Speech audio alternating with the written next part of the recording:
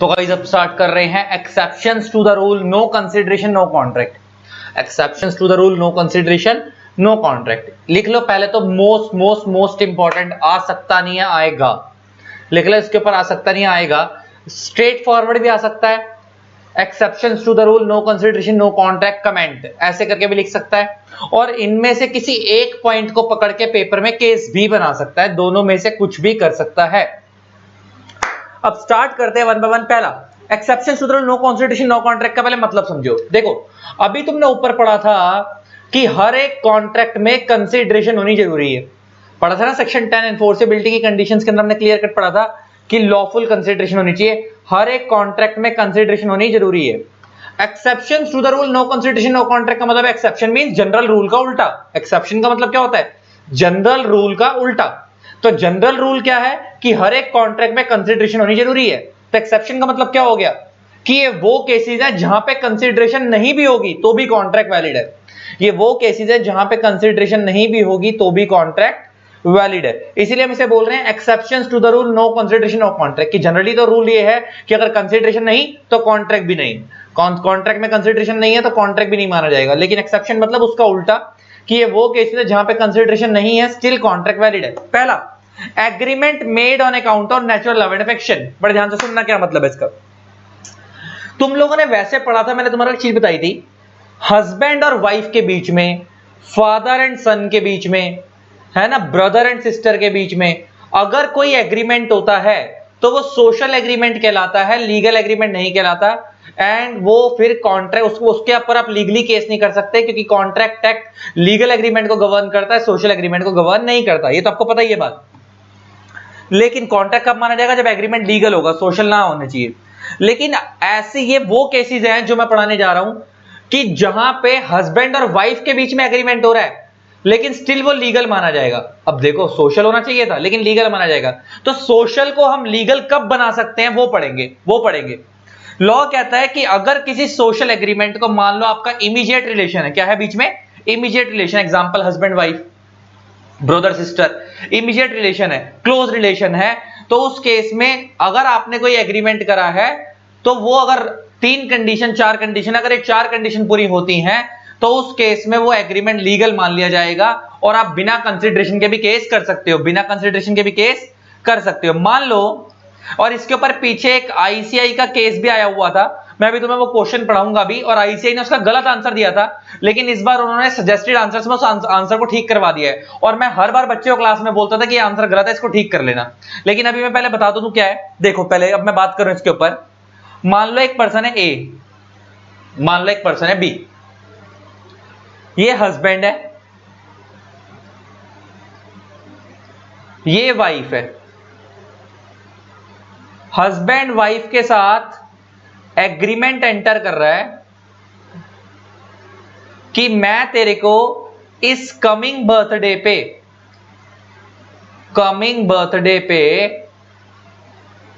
Car दूंगा, gift, car gift दूंगा। ठीक है, हस्बैंड वाइफ को क्या प्रॉमिस कर रहा है कि मैं तेरे को इस कमिंग बर्थडे पे कार गिफ्ट दूंगा। अच्छा, नॉर्मली अगर ये नॉर्मल बात हो जाए और हस्बैंड अगर वाइफ को अपने बर्थडे पे कार नहीं देता एग्रीमेंट होने के बाद भी, तो क्या वाइफ केस कर सकती है? नहीं, क्योंकि नॉर्मली तो ये सोशल एग्रीमेंट है। नॉर्मली तो क्या है ये? Social agreement. तो अगर कल को हस्बैंड वाइफ को कार नहीं देता, उसने प्रॉमिस भी करा था और नहीं देता, तो वाइफ हस्बैंड के ऊपर केस नहीं कर सकती क्योंकि this is a social agreement. और ये पेपर के अंदर, अच्छा ये वैसा वाला केस ही हो गया, मैंने बताया था कि एक बाप है वो अपने बेटे को बोलता है कि बेटा तेरे अगर इस बार 90% से ऊपर मार्क्स आएंगे तो तेरे को एक आईफोन दिलवाऊंगा। तो अगर बेटे के 90 से ऊपर परसेंट से मार्क्स आते हैं, 90% से ऊपर मार्क्स आते हैं और पापा अगर उसको वो नहीं दिलवाते, क्या कहते हैं, वो आईफोन नहीं दिलवाते, तो क्या बेटा पापा पे केस कर सकता है? नहीं, because that is social agreement और contract act governs legal agreement. लेकिन अब क्या होने वाला है, समझने वाली चीज क्या है, लॉ कहता है आप इस सोशल को लीगल बना सकते हो अगर 4 कंडीशन पूरी कर दो। पहला, आप ये एग्रीमेंट राइटिंग में कर लो। एग्रीमेंट किस में कर लो? राइटिंग में, ओरल की जगह लिख के कर लो। एग्रीमेंट किस में कर लो? राइटिंग में। नेक्स्ट है आप इस एग्रीमेंट को रजिस्टर करवा लो। एग्रीमेंट को क्या करा लो? रजिस्टर करवा लो, रजिस्टर करवा लो। अच्छा, बच्चा पूछता है सर ये रजिस्टर कहां पे होगा? डिपेंड करता है आप क्या चीज दे रहे हो। अगर आप प्रॉपर्टी दे रहे हो तो उसकी जहां पे प्रॉपर्टी की रजिस्ट्री होती है, हर एक एरिया में एसडीएम ऑफिस होता है, वहां पर रजिस्ट्रेशन होगा, ये एग्रीमेंट उसके लिए वहां रजिस्टर होगा, है ना। अगर आप उसके लिए कोई नॉर्मल गिफ्ट डीड दे रहे हो, उनका रजिस्ट्रेशन अलग रजिस्ट्रार के पास होता है, तो ये डिपेंड करता है आप गिफ्ट क्या दे रहे हो, उसके ऊपर रजिस्ट्रेशन डिपेंड करता है। तो एग्रीमेंट रजिस्टर करवा लो, एग्रीमेंट राइटिंग में होना चाहिए। नेक्स्ट, आप लोगों के बीच में इमीडिएट रिलेशन होना चाहिए। मेनली तो ये तीन ही होती है, चौथी तो अभी क्या है मैं बताऊंगा। मेनली तो तीन कंडीशन, अगर एग्रीमेंट राइटिंग में रजिस्टर्ड और आपके बीच में इमीडिएट रिलेशन है, क्लोज रिलेशन है, तो फिर आप इस सोशल एग्रीमेंट को लीगल बना सकते हो। तो जैसे वाइफ है, हस्बैंड ने अपने वाइफ को बोला तेरे को इस बर्थडे पे कार्ड दूंगा, वाइफ कहती है सच्चा प्यार करता है ना, लिख के दे, हस्बैंड ने लिख के दे दिया। वाइफ कहती है सच्चा प्यार करता है ना, रजिस्टर करवा के आ, हस्बैंड ने रजिस्टर भी करवा दिया, और इमीडिएट रिलेशन तो था ही। तो अब अगर कल को वाइफ को बर्थडे आता है और हस्बैंड कार नहीं देता, तो क्या वाइफ केस कर सकती है? अब केस कर सकती है, क्योंकि एग्रीमेंट क्या बन गया? लीगल। क्योंकि एग्रीमेंट क्या बन गया? लीगल। तो यही कह रहा है। अच्छा एक बात बताओ, अच्छा लीगल बन गया, मगर अब समझने वाली चीज क्या है, हस्बैंड वाइफ को कार दे रहा है, तो मतलब हस्बैंड की तरफ से वाइफ को कंसिडरेशन जा रही है। यस। क्या वाइफ बदले में कुछ दे रही है? नहीं दे रही।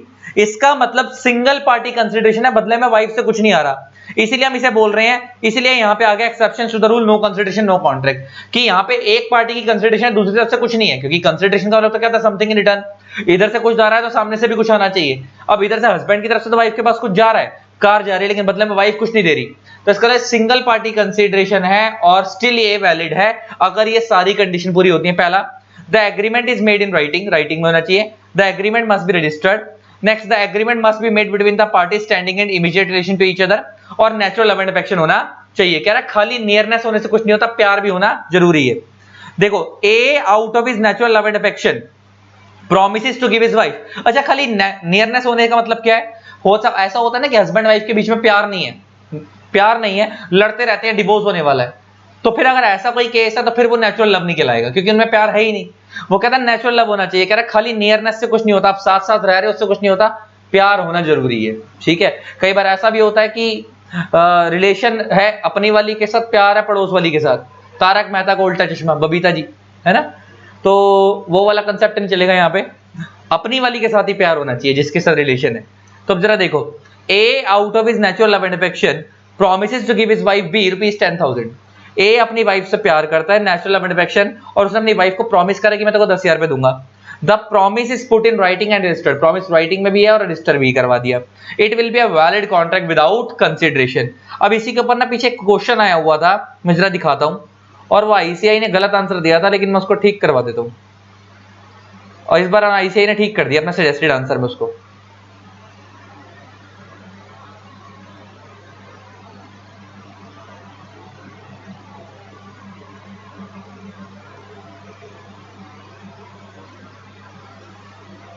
आई थिंक क्वेश्चन नंबर 25 है, वो देख लेता हूं, नॉट श्योर।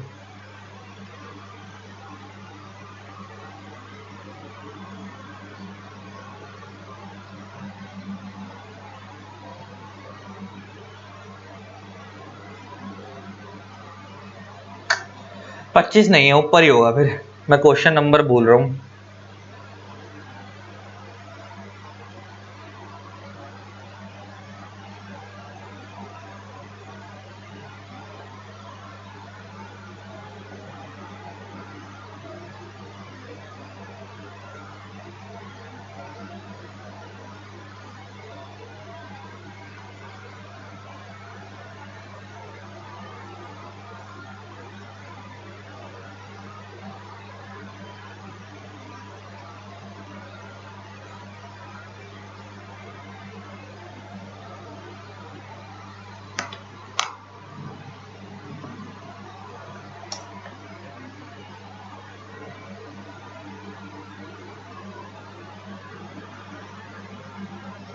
कहाँ गया क्वेश्चन?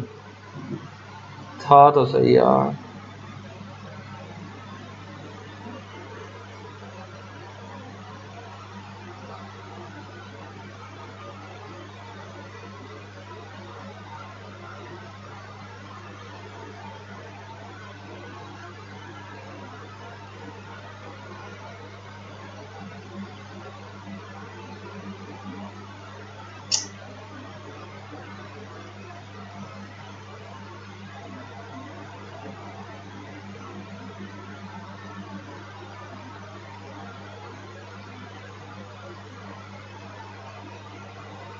ये रहा क्वेश्चन 27 है, मैं 25 ले गया था, 27। सो देखो क्वेश्चन क्या है, और ये आईसीआई का गलत आंसर था लेकिन अब उन्होंने ठीक करा दिया, इस बार तो मैं यहां से भी ठीक कर देता हूं इस आंसर को। क्वेश्चन क्या था, mister Ramesh promise to pay ₹50,000 to his wife Mrs लली या लाली या जो भी बोल लो, है ना, Lali Lalli Lali. Mister Ramesh promise to pay ₹50,000 to his wife Mrs Lali so that she can spend the sum on her 30th birthday. Ramesh ने अपनी वाइफ को 30,000 रुपए देने का प्रॉमिस करा ताकि वो अपने बर्थडे पे स्पेंड कर सके। पहले एक तरफ से बात हो रही है, कंसिडरेशन जा रही है 30,000 रुपए देने की। Mrs Lali insisted her husband to make a return agreement if he really loved her. क्या बोलती है वो, मेरे से सच्चा प्यार करता है तो लिख के दे, मतलब देखो प्यार भी लिखवा के मान रही, और वैसे कहती सच्चा प्यार करता लिख के, if he really loved her, सच्चा प्यार करता तो लिख के दे। Mister Ramesh made a return agreement and the agreement was registered under the law. Mister Ramesh ने रिटर्न में लिखवाया भी, लिख के भी लिख दिया और उसको रजिस्टर भी करवा दिया, तो तीनों कंडीशन पूरी हो गई। इमीडिएट रिलेशन भी है, राइटिंग में भी है, रजिस्टर्ड भी है। अब आगे देखो, mister Ramesh fail to pay the specified amount to his wife missus Lali, और उसके बर्थडे पे वो फेल हो गया, उसे वो पैसे नहीं दे पाया। Mrs Lali want to file a suit against mister Ramesh and recover the promised amount referring to the applicable provision of the contract act advise whether Mrs. Lally will succeed। देखो तो कहता है हस्बैंड फेल हो गया, तो अब वाइफ उसके ऊपर केस करना चाहती है, हो गया ना प्यार खत्म, पैसा नहीं दे पाया तो प्यार खत्म, तो अब वो केस करना चाहती है, तो बताओ कर सकती है नहीं। अब देखो आईसीआई ने ना गलत आंसर दिया था, यहाँ पे लिखा था parties must intend to create legal obligation, और उन्होंने बोला क्योंकि ये सोशल है तो वो केस नहीं कर सकता, लेकिन लॉजिकली यहाँ पे ये नहीं होना चाहिए था, लॉजिकली इसका आंसर गलत लिखा है इन्होंने।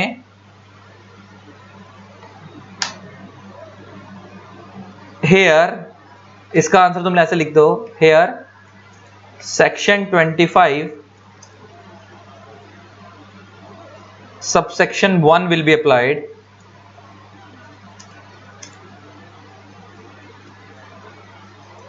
and as per this section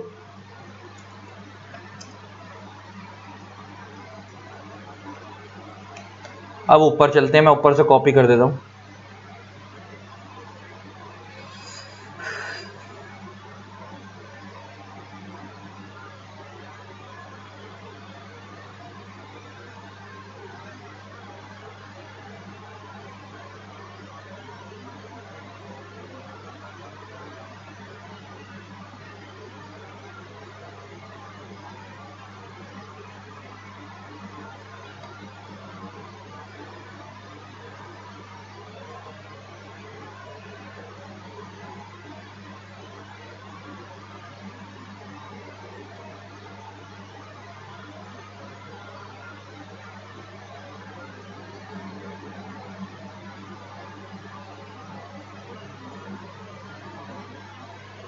ये रहा, and as per this section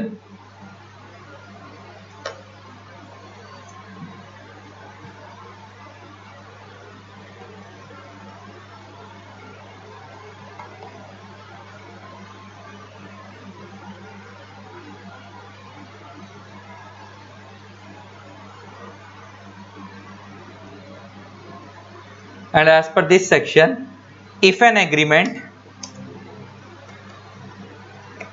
fulfills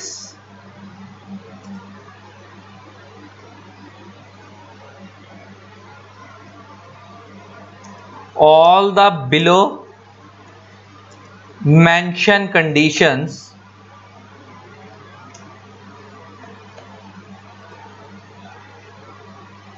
then agreement is valid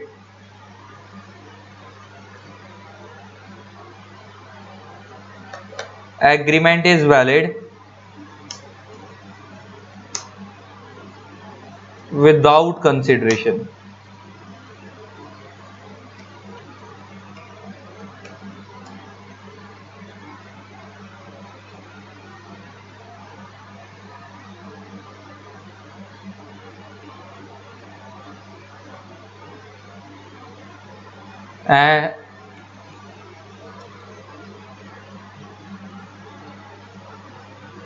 Since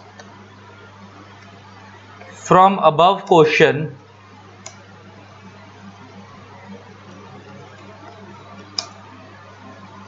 we can clearly say that all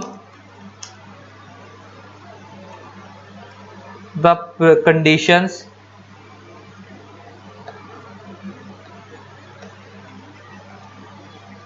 which are prescribed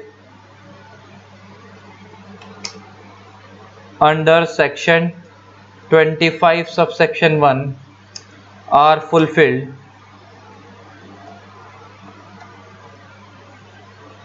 So here in this case,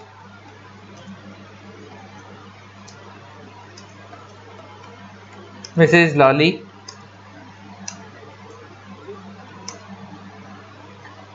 can file the case against Mr. Ramesh and recover the specified amount.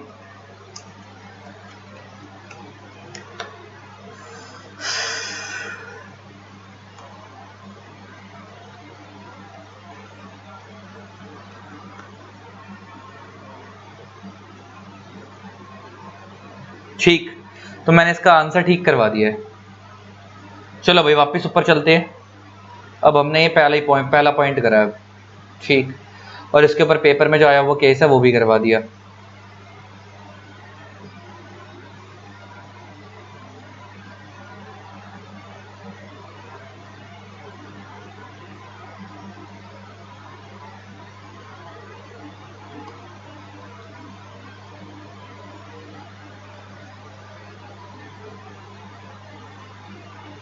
पहला ये हो गया।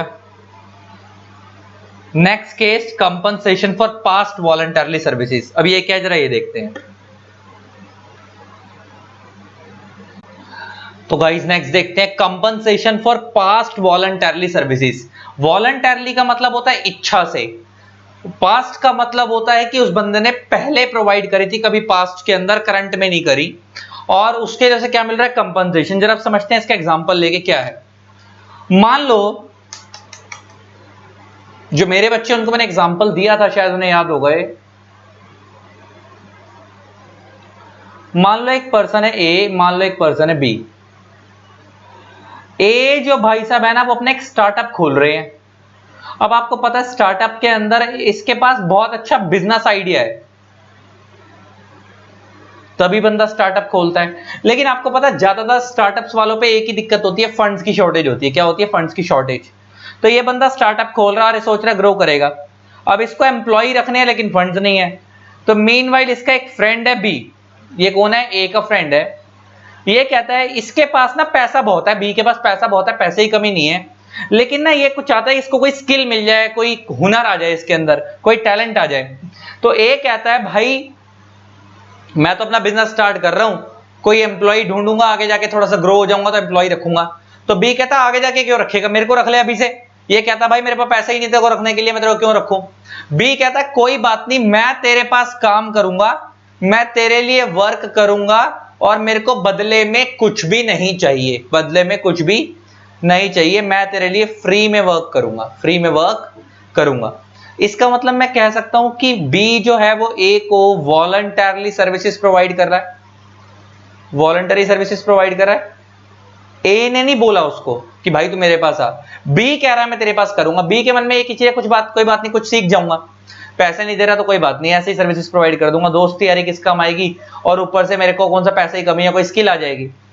अब ए ने पैसे नहीं दिए और बी काम करता रहा। मान लो बी ने 2 साल तक काम करा और बहुत अच्छे से काम करा, ए का स्टार्टअप ग्रो कर गया। अब ए के पास पैसा वैसा आ गया, लेकिन बी को जितना सीखना था वो सीख गया। तो बी ने बोला देख भाई तेरा स्टार्टअप ग्रो हो गया, मेरे को भी जो लर्निंग लेनी थी ले ली मैंने, अब मैं जा रहा हूं। बी चला गया, अब सब अच्छा चल रहा है, इसका स्टार्टअप चल रहा है, अपना अलग काम कर रहा है, जो भी कर रहा है। मेनवाइल क्या हुआ, 3-4 साल गुजरे और बी को ना फाइनेंशियल प्रॉब्लम हो गई। बी को क्या हो गई? फाइनेंशियल प्रॉब्लम हो गई। अब बी बेचारा परेशान है, पैसे है नहीं।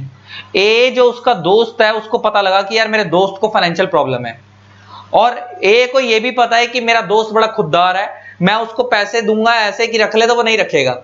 तो ए गया अपने दोस्त के पास और उसको जाकर बोलता है ये ले भाई 5 लाख रुपए। बी कहता है किस बात के भाई, मेरे को तेरा कोई एहसान नहीं चाहिए। बी कहता है मेरे को तेरा कोई एहसान नहीं चाहिए। ए कहता है मैं कोई एहसान नहीं कर रहा, जो आज से कुछ सालों पहले तूने मेरे लिए 2 साल बिना पैसे के काम करा था, ये उन्हीं पैसों के लिए तेरे को कंपनसेशन दे रहा हूं। उन्हीं पैसों के लिए तेरे को क्या दे रहा हूं, कंपनसेशन दे रहा हूं। तेरे पे एहसान नहीं करा, तेरे को तेरी ही मेहनत के पैसे दे रहा हूं जो तूने मेरे पास मेहनत करी थी। This is called compensation for past voluntarily services.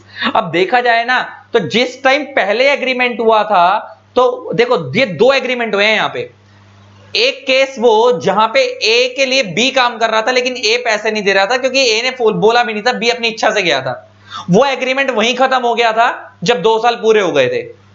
अब ये जो केस हुआ है ये वाला आज की डेट वाला, जब ए कंपनसेशन दे रहा है बी को, तो ये नया एग्रीमेंट हो रहा है। अगर तुम नए एग्रीमेंट के हिसाब से देखो तो ए बी को पैसे दे रहा है लेकिन बी बदले में कुछ भी नहीं दे रहा है ए को, क्योंकि जो उसने सर्विसेज प्रोवाइड करी थी पहले वाले एग्रीमेंट में करी थी, तब ए ने पैसे नहीं दिए थे।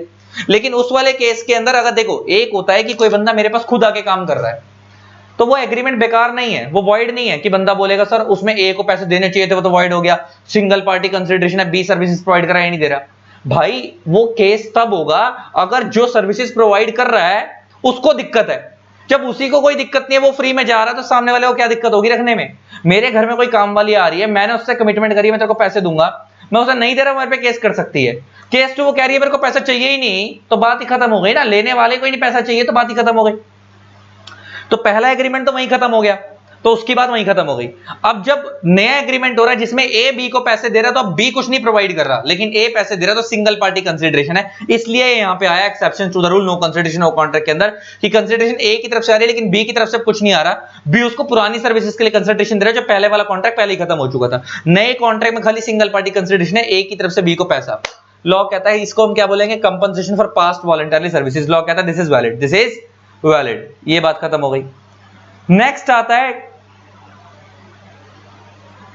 Promise to pay time bar debt. Promise to pay time bar debt, अब ये क्या मैं जरा समझाता हूं। What is time bar debt?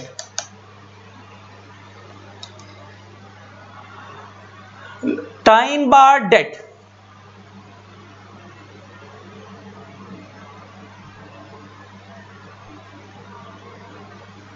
Debt means loan.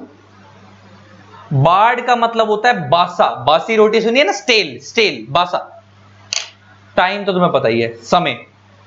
तो टाइम बार डेट एक ऐसा डेट जो समय से बासा हो गया, जो समय से पुराना हो गया। इसका मतलब क्या जरा समझो। लॉ कहता है कोई भी ऐसा डेट, कोई भी ऐसा लोन जो आपने किसी को दिया है, अगर उसकी ड्यू डेट के बाद आप उसके ऊपर सामने वाले बंदे पे, जैसे सपोज मैंने किसी को 1 साल के लिए लोन दिया, तो 1 साल जैसे ही कंप्लीट हुआ और बंदे ने मेरा लोन नहीं चुकाया, तो जैसे 1 साल कंप्लीट हुआ उसके बाद वाले 3 साल तक का मेरे पास टाइम है कि मैं उसके ऊपर केस कर दूं। अगर मैं उसके बाद वाले 3 साल में सामने वाले के ऊपर केस नहीं करता, तो उसके बाद मैं उसके ऊपर सारी जिंदगी केस नहीं कर सकता कि वो टाइम, क्योंकि वो टाइम बार डेट बन जाएगा। वो क्या बन जाएगा? टाइम बार डेट, टाइम से बासा डेट। लॉ कहता है पैसे पैसे को रिकवर नहीं कर सकते। एग्जांपल ले, मान लो ए ने बी को लोन दिया, मान लो लोन दिया उसने 1/1/2021 को फॉर 1 ईयर, 1 साल के लिए दिया। तो ये लोन कब तक वैलिड होगा? 31/12/2021 तक, 1 साल के लिए। ठीक, तो मैं कह सकता हूं कि 31/12/2021 ड्यू डेट है कि इस 1 साल के अंदर अंदर चुकाना था। 1 साल के लिए दिया, 1 साल के अंदर अंदर कभी चुका दो, तो बी को इसे 1 साल में चुकाना था। अगर बी ने नहीं चुकाया और ड्यू डेट निकल गई, तो ड्यू डेट के बाद वाले 3 साल क्या होगा? 31/12/2022, 31/12/2023, 31/12/2024। अगर इन 3 साल के अंदर ए कौन है? लेंडर, इसने लोन दिया है। बी कौन है? बोरवर। अगर इन 3 साल के अंदर, 3 साल के अंदर ए बी के ऊपर केस नहीं करता, तो लॉ कहता है फिर ये टाइम बार डेट बन जाएगा और उसके बाद ए सारी जिंदगी में बी के ऊपर केस नहीं कर सकता। अब ये तो बात पहले टाइम बार डेट समझाया। अब ये टाइम बार डेट वाला पॉइंट यहां क्यों आया, अब मैं उसके ऊपर बात करने जा रहा हूं। अभी मैंने तुम्हें बताया कि टाइम बार डेट वॉइड है, मान लो इसी केस के अंदर सेम रखते हैं कि ए ने बी को लोन दिया, वो एक एग्रीमेंट था, 1 साल का एग्रीमेंट था, 1 साल में चुकाना था, और बी ने नहीं चुकाया, और आगे वाले 3 साल में बी गोली देता रहा, आज नहीं चुकाऊंगा कल चुका दूंगा, करते करते करते उसने 3 साल टपवा दिए, और उसके बाद ए को पैसा नहीं मिला, अब 3 साल निकल गए, ए बी के ऊपर केस तो कर नहीं सकता। मान लो बी को तरस आ गया इसके ऊपर, ए के ऊपर, और 2025 में, मान लो 15/1/2025 को, अब देखा जाए तो 2025 में ए रिकवर नहीं कर सकता बी से, क्योंकि 24 के बाद वो केस फाइल नहीं कर सकता ए बी के ऊपर, लेकिन 2025 में बी को ए के ऊपर तरस आ गया, और बी ए को फोन करके बोलता है भाई जो मैंने तेरा पैसा देना था ना, मैं देने को तैयार हूं। अब ए तो लीगली रिकवर नहीं कर सकता था, लेकिन जब सामने वाले देने को तैयार है तो कोई दिक्कत वाली बात नहीं है। अगर लॉ कहता है कि अगर कोई बंदा टाइम बार डेट पे करने को तैयार है तो 4 कंडीशन पे होनी चाहिए, पूरी होनी चाहिए। पहला, the debt is time bar debt, पहली बात। The debtor promises to pay time bar debt, देखो ये टाइम बार डेट बन चुका था, यस बन चुका था, 3 साल निकल चुके हैं, क्या डेटर वादा कर रहा है कि भाई मैं देने को तैयार हूं, यस वो वादा कर रहा है, सेकंड कंडीशन हो गई। Next, the promise is made in writing, और वो डेटर लिख के दे दे कि हाँ भाई मैं लोन देने को तैयार हूं, वापस चुकाने को तैयार हूं। And the promise is sine bye debtor, मतलब जो उसने एक लिख के देगा जिस कागज पर, उस पे नीचे वो साइन मार दे, तो 4 कंडीशन पूरी हो जाए कि डेटर, वो डेट टाइम बाय डेट होना चाहिए, डेटर देने को तैयार होना चाहिए, वो प्रॉमिस राइटिंग में होना चाहिए, और डेटर ने उसके ऊपर साइन किए होने चाहिए। अगर ये 4 कंडीशन पूरी हो जाती हैं तो उसके बाद ए अपना पैसा रिकवर कर सकता है। इसका मतलब ये कि अगर 4 कंडीशन पूरी कर देगा ना ये बी, और 4 कंडीशन पूरी करने के बाद वो साइन कर देगा एग्रीमेंट को, तो उसके बाद अब ए लीगली पैसा रिकवर कर सकता है। अगर बी मना कर देगा ना देने को, तो अब ए रिकवर कर सकता है, अब ए बी के ऊपर केस फाइल कर सकता है, क्योंकि बी ने खुद अधिकार दे दिया ए को, क्योंकि उसने अपनी लायबिलिटी एक्सेप्ट कर ली ना, तो उसने अधिकार दे दिया। तो ले दे के नॉर्मली अगर कोई डेट टाइम बाय डेट बनता है तो आप रिकवर नहीं कर सकते, लेकिन अगर ये 4 कंडीशन पूरी हो जाए तो आप टाइम बाय डेट रिकवर कर सकते हो, टाइम बाय डेट होने के बाद भी। मतलब बच्चा बोलता है ये कंडीशन यहां क्यों आई, उसने उसको लोन दिया, वो पैसा वापस कर रहा, दोनों तरफ से कंसिडरेशन हो गई, नहीं ये वही वाली बात से लिंक कर लो ऊपर वाले से। जब उसने लोन दिया था तो वो लोन 1 साल के लिए वैलिड था, तो वो एग्रीमेंट भी 1 साल के लिए वैलिड था, उसके बाद 3 साल तक का टाइम था, 3 साल में बी ने रीपे नहीं करा, वो एग्रीमेंट वहीं खत्म हो गया, तो वो एग्रीमेंट वहीं खत्म हो गया। अब जब बी वापस पैसा देने की बात कर रहा है तो अब सिर्फ बी की तरफ से कंसिडरेशन जारी है ए को, ए दोबारा कुछ नहीं दे रहा, नया एग्रीमेंट जो हो रहा है, उस नए एग्रीमेंट में खाली बी पैसा दे रहा है, ए कुछ नहीं दे रहा, इसलिए यहां पे आ गया। यहां पे भी क्या है, सिंगल पार्टी कंसिडरेशन, लेकिन स्टिल ये वैलिड है कि अगर कोई टाइम बाय डेट वाला जो डेटर है वो देने को तैयार हो जाए तो ठीक, ये पॉइंट हो गया। नेक्स्ट आता है कंप्लीटेड गिफ्ट। अगर आप किसी को गिफ्ट दे रहे हो वो तो सिंगल पार्टी कंसिडरेशन, आप किसी के बर्थडे पे जाते हो, शादी पे जाते हो, सिंगल पार्टी कंसिडरेशन होती है ना, वैलिड है। नेक्स्ट आता है agency. No consideration is required to create agency. अच्छा एक बात बताओ, एजेंसी का मतलब क्या है, प्रिंसिपल एजेंट के बीच में रिलेशनशिप। एजेंट कौन होता है, जो प्रिंसिपल के लिए काम करता है। अच्छा एक बात बताओ, प्रिंसिपल ने एजेंट के पास माल रखवाया, ठीक, एजेंट ने उस माल को आगे बेच दिया, क्या एजेंट ने वो माल प्रिंसिपल से खरीदा था, नहीं खरीदा था, उसे आगे बेच दिया। अच्छा जब आगे बेचा तो इधर प्रिंसिपल ने क्या दिया एजेंट को, गुड्स, क्या बदले में एजेंट ने उसे कुछ दिया, नहीं दिया, वो तो जो पैसे मिलेंगे उसको बदले में प्रिंसिपल को, वो तो कस्टमर से मिलेंगे जब एजेंट आगे बेचेगा। इसका मतलब कंसिडरेशन प्रिंसिपल को कस्टमर से मिल रही है, एजेंट से नहीं मिल रही, और एजेंट तो उसमें से अपनी क्या काटेगा, कमीशन काटेगा। इसका मतलब प्रिंसिपल ने एजेंट को तो कंसिडरेशन पकड़ाई, और फिर वो आगे वो अलग बात है कस्टमर को बेचेगा, लेकिन टेम्परेरी किसके पास है, एजेंट के पास। लेकिन प्रिंसिपल के पास से एजेंट कंसिडरेशन मिल गई, लेकिन एजेंट के पास से प्रिंसिपल को कुछ नहीं मिल रहा, वो सिर्फ उसको अपनी सर्विसेज प्रोवाइड कर रहा है, बदले में कमीशन ले रहा है, एजेंट अलग बात है। लेकिन प्रिंसिपल ने उसके इतने टाइम तक उसके पास गुड्स होल्ड करवा के रखे, उसके पास कंसिडरेशन रखवाई, बदले में कुछ लिया, नहीं लिया। और यही अगर एजेंट खुद खरीद के बेचता तो उसको मार्केट से खरीदना पड़ता।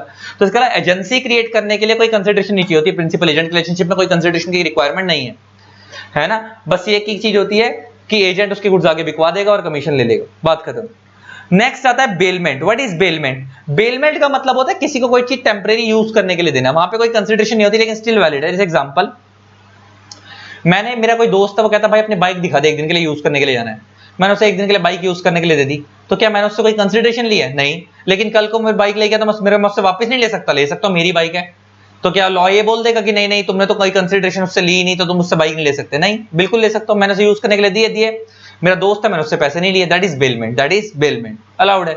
और नेक्स्ट आता है चैरिटी। चैरिटी तो वैसे भी अगर आपने किसी के साथ चैरिटी, आपको पता ही है, सिंगल यहाँ पे कंसिडरेशन नहीं भी हो, स्टिल चैरिटी तो वैलिड होती है।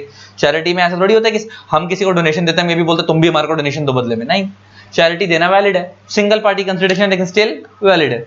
तो ये वो केसेस थे जहां पे चैरिटी जो है वो, मतलब जहां पे कंसिडरेशन नहीं है, यस है भी तो सिंगल पार्टी है लेकिन स्टिल वैलिड है, लेकिन स्टिल वैलिड है। अब देखते हैं प्रीविटी ऑफ कॉन्ट्रैक्ट, ये चीजें भी देखेंगे। तो गाइस अब करते हैं प्रीविटी ऑफ कॉन्ट्रैक्ट से। प्रीविटी ऑफ कॉन्ट्रैक्ट का मतलब होता है, पहले तो लिख लो इंपॉर्टेंट, मोस्ट इंपॉर्टेंट, आएगा पेपर में, आ सकता नहीं है, आएगा, most most most important. Paper में या तो स्ट्रेट फॉरवर्ड आ जाता है, what do you mean by privity of contract, what are the exceptions of privity of contract, ऐसा क्वेश्चन बन जाता है। कई बार प्रीविटी ऑफ कॉन्ट्रैक्ट की जो एक्सेप्शंस है उसके अंदर इंटरनल किसी पॉइंट को पकड़ के केस बना देते हैं, दोनों में से कुछ भी पॉसिबल है। तो पहले तो समझते हैं क्या है, what is privity of contract, पहले तो उसके ऊपर बात करते हैं। Privity of contract, privity of contract का मतलब है only parties to the contract can sue,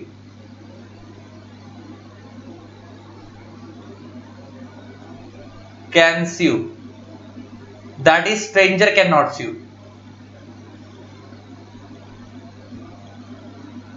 stranger cannot sue। sue का मतलब क्या होता है, केस फाइल करना। मतलब ले दे के ये कह रहा है कि प्रीविटी ऑफ कॉन्ट्रैक्ट का मतलब होता है जिन पार्टीज के बीच में केस हुआ है वो ही एक दूसरे के ऊपर, जिन पार्टीज के बीच में कॉन्ट्रैक्ट हुआ है वो ही एक दूसरे के ऊपर अगर कोई डिस्प्यूट होता है तो केस करेंगे, कोई थर्ड पार्टी बीच में आकर केस नहीं करेगा। या स्ट्रेंजर की जगह लिख सकता हूं मैं यहाँ पे third party, that is third party, that is third party can not sue। Example लेके बात करते हैं।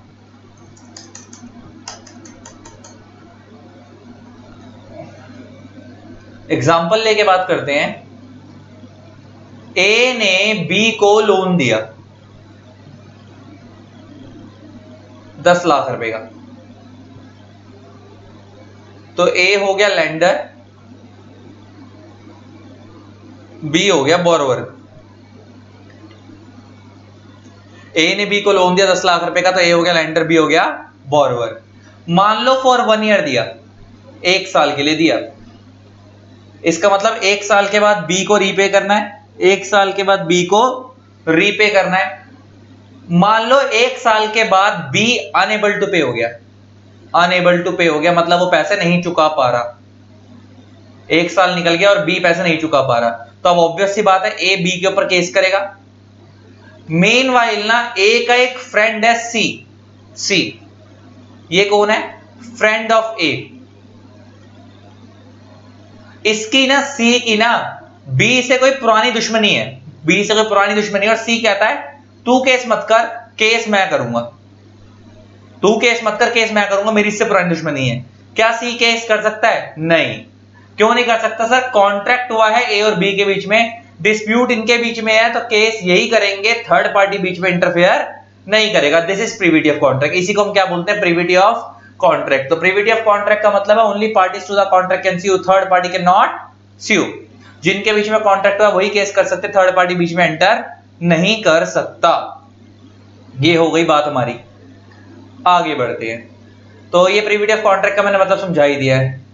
प्रीविटी ऑफ कॉन्ट्रैक्ट एग्जांपल डाला हुआ है, ये तुम्हें पढ़ ही लेना। अब आता है प्रीविटी ऑफ कॉन्ट्रैक्ट की एक्सेप्शंस और suit by a third party to a contract. Privity of contract by की एक्सेप्शंस का मतलब क्या है, और इसी को हम दूसरा नाम कहते हैं suit by third party to a contract. देखो जनरल रूल क्या है, मैंने तुम्हें पहले ही बताया था अभी थोड़ी देर पहले कि जनरल रूल का उल्टा होता है एक्सेप्शन। प्रीविटी ऑफ कॉन्ट्रैक्ट का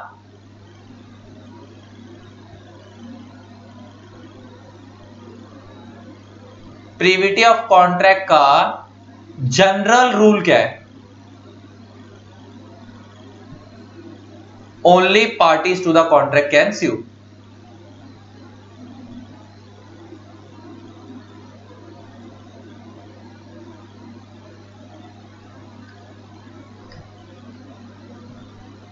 and a stranger cannot sue।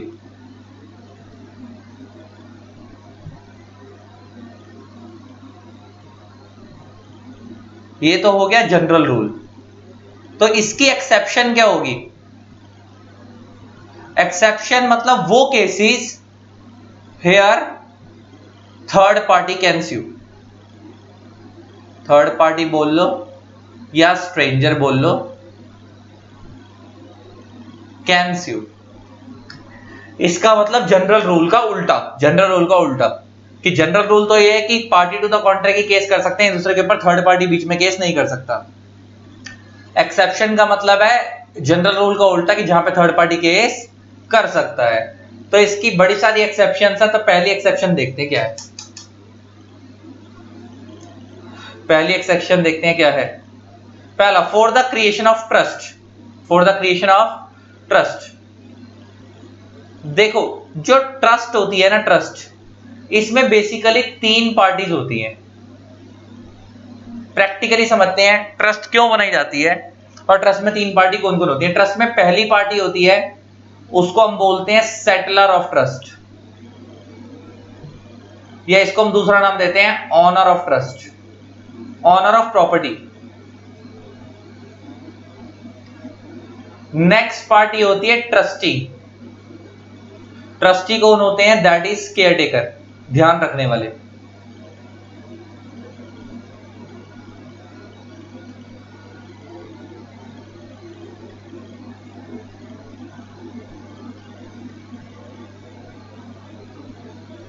Care taker. और थर्ड पार्टी होती है बेनिफिशियरी। बेनिफिशियरी अल्टीमेटली जिसके फायदे के लिए ट्रस्ट बनाई गई है। ट्रस्ट को अगर हिंदी में समझे तो ट्रस्ट का मतलब क्या होता है? भरोसा। ट्रस्ट का मतलब क्या होता है? भरोसा। यहां पे ट्रस्ट का मतलब है एक ऐसा एग्रीमेंट जो एक ऐसी पार्टी के साथ किया गया जिसके ऊपर हमारे को भरोसा है। यहां पे ट्रस्ट का मतलब है एक एग्रीमेंट जो एक ऐसी पार्टी के साथ किया गया जिसके ऊपर हमारे को भरोसा है, इसलिए हम उसे ट्रस्ट एग्रीमेंट बोलते हैं। अब जरा समझो ये कैसे काम करता है। मान लो एक पर्सन है ए, मान लो एक पर्सन है बी। मान लो ए के पास कोई प्रॉपर्टी है, ए के पास क्या है? कोई प्रॉपर्टी है और ना इंडिया में, और ए ना अब आउटसाइड इंडिया जा रहा है और ए ना इस प्रॉपर्टी को बेचना नहीं चाहता, अपने पास ही रखना चाहता है, बेचना नहीं चाहता, लेकिन ये चाहता है कि पीछे इस प्रॉपर्टी का कोई ध्यान रखता रहे। मैं तो बाहर जा रहा हूं लेकिन मेरे पीछे इस प्रॉपर्टी का कोई ना कोई ध्यान रखता रहे। और ए का ना एक सन है, सन है, वो भी माइनर है, और ये बच्चा ना भी हॉस्टल में पढ़ता है, तो ये तो अभी इस प्रॉपर्टी का ध्यान रख नहीं सकता।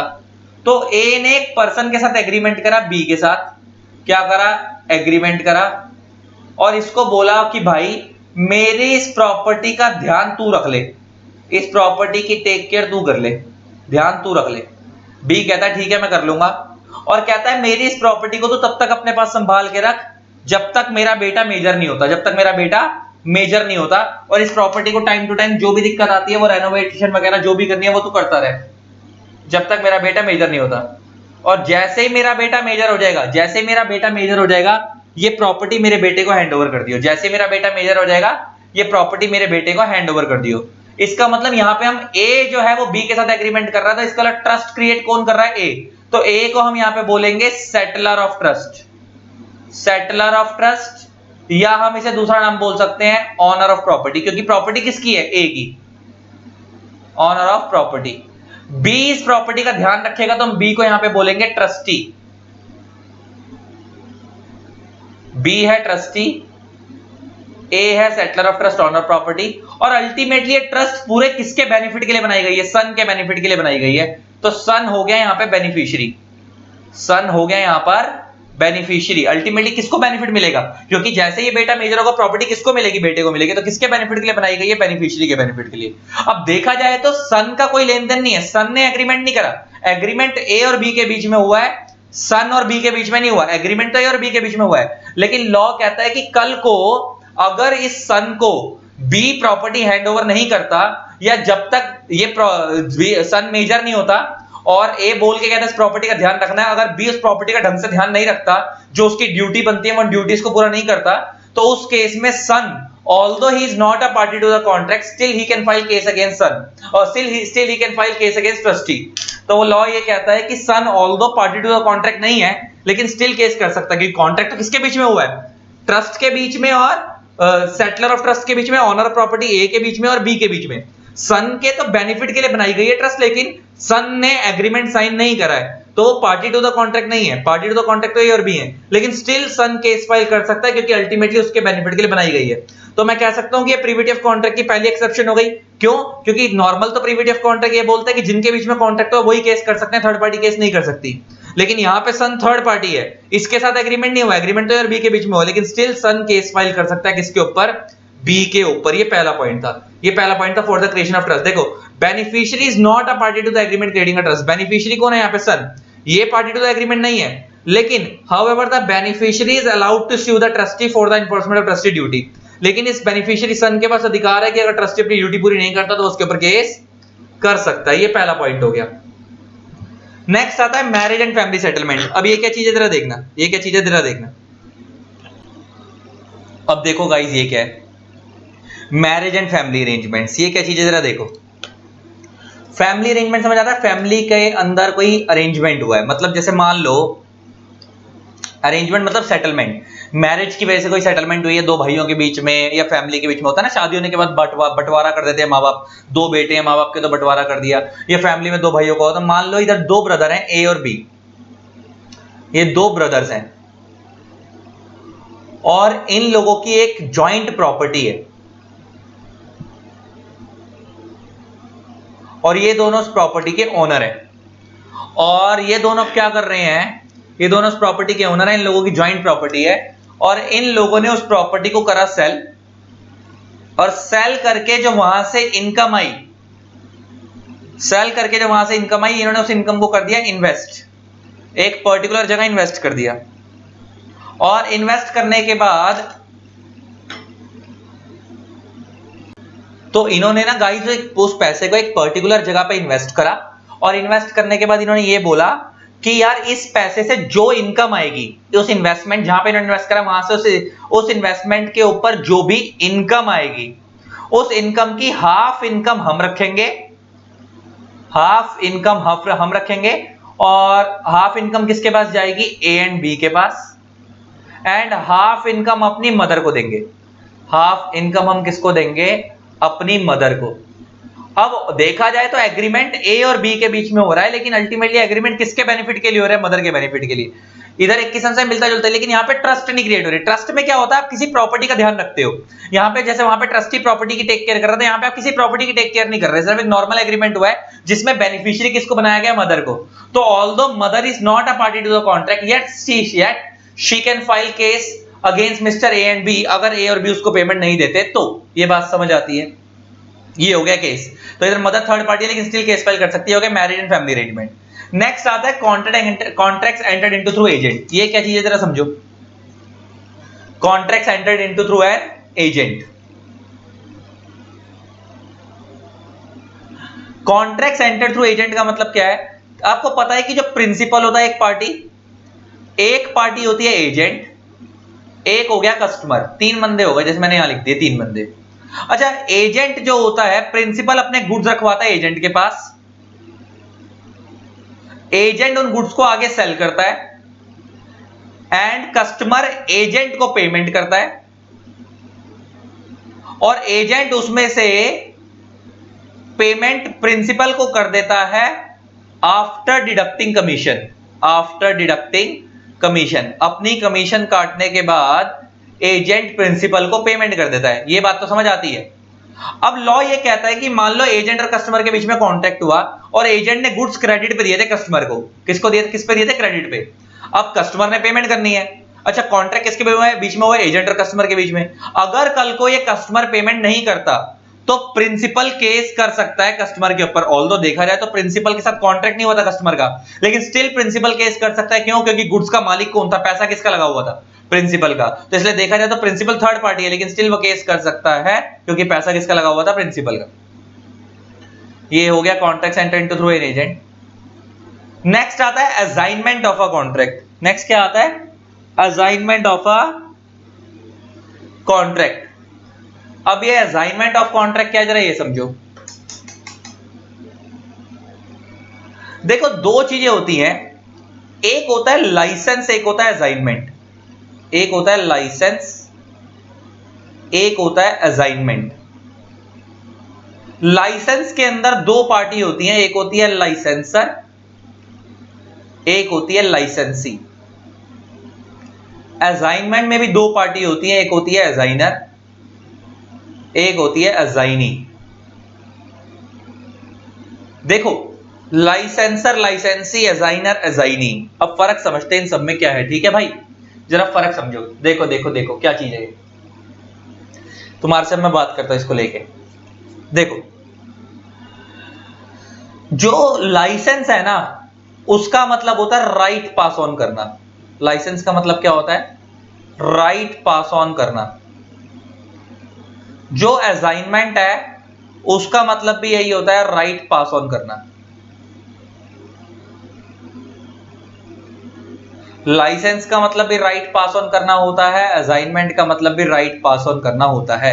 लेकिन फर्क क्या है दोनों में समझते हैं। मान लो एक ही एक लैंड है, लैंड है, ये आम का बगीचा है, इसमें मैंगोज उगते हैं। एक पर्सन है मिस्टर बी, ये रोज इसके खेतों में आता है, ये गरीब बंदा है, यहां से थोड़े बहुत आम चुराता है और चुरा कर चले जाता है और उसे चुपचाप बेच देता है ताकि इसका घर चल जाए। एक बार ए ने इसको पकड़ लिया, ए ने इसको पकड़ा और बी को बोला हाँ भाई ये क्या करता है तुम, तो ये बोलता है सॉरी सर मेरा घर नहीं चल रहा था इसलिए मैं आम चुराने आ गया, इसलिए मैं आम चुराने आ गया, तो चुरा लिए मैंने थोड़े बहुत ताकि घर चल जाए। तो ए कहता है कि भाई एक काम कर, देख यहाँ पे मेरे बगीचे में 10 ट्रीज लगे हुए हैं, तो आगे से चुरा मत, इन 10 ट्रीज में से 2 ट्रीज का आम तोड़ने का अधिकार मैं तेरे को दे रहा हूं। इन 10 ट्रीज में से 2 ट्रीज का आम तोड़ने का अधिकार मैं तेरे को दे रहा हूं, उसमें से जितने भी आम उतरेंगे 2 ट्रीज में से वो तेरे, और उनको जो बेच के कमाएगा वो तेरा, लेकिन आगे से चोरी मत करियो। इसका मतलब ए ने बी को एक राइट पास ऑन करा है, क्या दिया है, ए ने बी को राइट दिया किस चीज का, आम तोड़ने का। तो ए को मैं यहां पे बोलूंगा लाइसेंसर और बी को मैं यहां पे बोलूंगा लाइसेंसी, क्योंकि ए ने एक अधिकार दिया है। अच्छा ये मैंने लाइसेंसर क्यों लिखा, असाइनमेंट क्यों लिखा, उसका एक रीजन समझना। अच्छा एक बात बताओ कि 2 ट्रीज पे जो ए ने बी को आम तोड़ने का अधिकार दिया है, अगर कल को ए इस ट्रीज के ऊपर से आम खुद भी तोड़ना चाहे तो क्या तोड़ सकता है, यस तोड़ सकता है। ऑब्वियस सी बात है, ए का बगीचा है, ए अगर 10 के 10 पे से आम तोड़ना चाहे तोड़ सकता है। ए ने 2 को अधिकार, 2 पेड़ों का अधिकार बी को दे दिया, इसका मतलब ये थोड़ी कि उन 2 पेड़ पे से अगर ए खुद आम तोड़ना चाहे तो नहीं तोड़ सकता, ए भी तोड़ सकता है। इसका मतलब लाइसेंस के अंदर एक्सक्लूसिव राइट पास ऑन नहीं होता, लाइसेंस के अंदर एक्सक्लूसिव राइट पास ऑन नहीं होता, एक्सक्लूसिव राइट पास ऑन नहीं होता। एक्सक्लूसिव राइट का मतलब है कि खाली बी ही यूज करेगा, ए यूज नहीं करेगा, लेकिन ऐसा तो है नहीं कि वो 2 ट्रीज का जो अधिकार ए ने बी को दिया, ए खुद भी यूज कर सकता है, बी भी यूज कर सकता है, दोनों यूज कर सकते हैं, इसको हम बोलते हैं लाइसेंस। लेकिन जब मैं बोलूं असाइनमेंट, तो असाइनमेंट के अंदर ना राइट ही पास ऑन होता है, लेकिन असाइनमेंट में एक्सक्लूसिव राइट पास ऑन होता है। जब मैं बोलूं आपको असाइनमेंट, जब मैं आपको क्या बोलूं असाइनमेंट,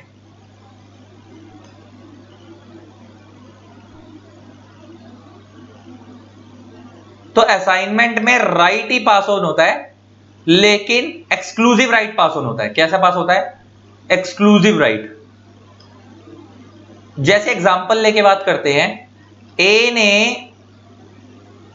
ने एक मेडिसिन बनाई कैंसर पेशेंट्स के लिए, एक फॉर्मूला बनाया, इन्वेंशन करी, और मान लो ए को मिस्टर ए ने फॉर्मूला बनाया और इसको बनाने के लिए, उस फॉर्मूले को बनाने के लिए, कैंसर पेशेंट्स के लिए उसने एक मेडिसिन बनाई, उसको बनाने के लिए उसकी जो कॉस्ट आई इन्वेंशन करने में वो 5 करोड़ रुपए की आ गई। अब ए के पास सारी इन्वेस्टमेंट खत्म हो गई, सारा पैसा खत्म हो गया, अब उसके पास इस जो उसने इन्वेंशन तो कर ली, लेकिन उसके पास प्रोडक्शन करके बेचने के लिए पैसा नहीं है। तो उसको एक तरीका तो यह है कि वो इस फॉर्मूले को बेच दे, एक तरीका क्या है वो बैंक से लोन ले ले, तीसरा तरीका है कि वो इसको असाइन कर दे। मान लो मिस्टर ए ने वो राइट मिस्टर बी को असाइन कर दिया, मिस्टर ए ने वो फॉर्मूला मिस्टर बी को असाइन कर दिया 10 साल के लिए। अगर 10 साल के लिए असाइन कर दिया, इसका मतलब ये है, और बदले में उसने बी से क्या ले लिए, 7 करोड़ रुपए ले लिए। इसका मतलब ये है कि 10 साल तक अब बी के पास उस फॉर्मूले का एक्सक्लूसिव राइट है। अब 10 साल तक बी उस फॉर्मूले से जितनी मर्जी कैंसर पेशेंट्स को दवाइयां बना बनाकर बेचे, और वो उसके पास एक्सक्लूसिव अधिकार है। 10 साल तक ए भी इंटरफेयर नहीं करेगा, मतलब उसमें खुद ए जिसने बनाई है वो खुद भी इंटरफेयर नहीं करेगा। 10 साल तक अब खाली बी बेचेगा। 10 साल के बाद ए की मर्जी है कि वो असाइनमेंट के फर्दर पैसे लेके उसके पास रखवाना चाहता है बी के पास या वापस लेना चाहता है। 10 साल के बाद जब पूरे हो जाएंगे तो अगर ए वापस लेता है उस फॉर्मूले को तो फिर ए ही प्रोड्यूस करेगा, बी प्रोड्यूस नहीं करेगा। इसको हम बोलते हैं असाइनमेंट। तो असाइनमेंट में जितने टाइम तक अगर आपने राइट पास ऑन करा तो इधर ए ने बी को राइट पास ऑन कर दिया, और वो एक्सक्लूसिव राइट है कि 10 साल तक अब खाली बी ही बनाएगा, ए नहीं बनाएगा। इसको हम बोलते हैं असाइनमेंट। तो यहां पे ए हो गया असाइनर और बी हो गया असाइनी। तो असाइनमेंट और लाइसेंस फर्क समझ आ गया। असाइनमेंट में एक्सक्लूसिव राइट पास ऑन होता है, लाइसेंस में एक्सक्लूसिव राइट पास ऑन नहीं होता। तो ये हमने चीज समझी। तो अगर कल को इनके बीच में अगर कोई भी डिस्प्यूट होता है, कल को अगर ए और बी के बीच में, सॉरी ए और बी के बीच में कह रहा हूं, अब ये असाइनी है। अच्छा मान लो कि ए ने इस फॉर्मूले को बनाने के लिए कुछ लोगों से इसका कोई लेन देन था, इसके कुछ राइट्स थे जो ए ने लोगों से लेने थे, कुछ पैसे लेने थे या कुछ लेने थे इस फॉर्मूले के ऊपर। लेकिन ए ने तो वो पूरे के पूरे राइट किसको ट्रांसफर कर दिया, बी को। तो वो पैसे सारे अब किसने लेने हैं, ए ने बोल दिया कि भाई मैंने इस फॉर्मूले को पहले इस फॉर्मूले के कुछ राइट किसी और को पास ऑन भी करे थे, तो वो राइट अब तू एक रिकवर कर ले उससे। मान लो ए ने टेम्परेरी किसी को अधिकार दिया था इस मेडिसिन के ऊपर कि थोड़े टाइम तक के लिए मेडिसिन तू यूज कर ले, लेकिन वो लाइसेंस की फॉर्म में दिया था, लाइसेंस की फॉर्म में दिया था कि तू भी यूज कर ले मैं भी यूज कर लूंगा। लेकिन जब ए ने बी को असाइनमेंट कर दी तो इसका मतलब अब बी के पास एक्सक्लूसिव राइट आ गया। तो मान लो अगर ए ने पहले किसी के साथ सी को लाइसेंस क्रिएट कर रखा था कि तू भी यूज कर ले, तो वो लाइसेंस ऑटोमेटिक कैंसिल हो जाएगा क्योंकि उसी चीज के ऊपर असाइनमेंट हो चुकी है।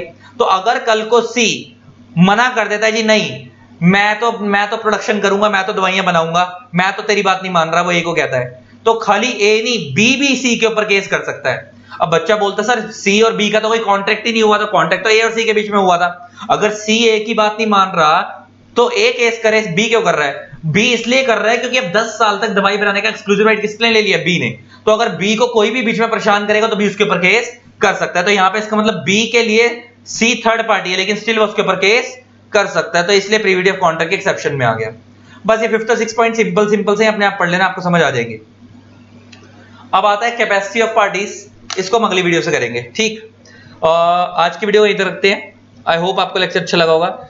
इसी तरीके से वीडियोस को प्यार देते रहें। Keep love and keep supporting. Thanks a lot, bye bye.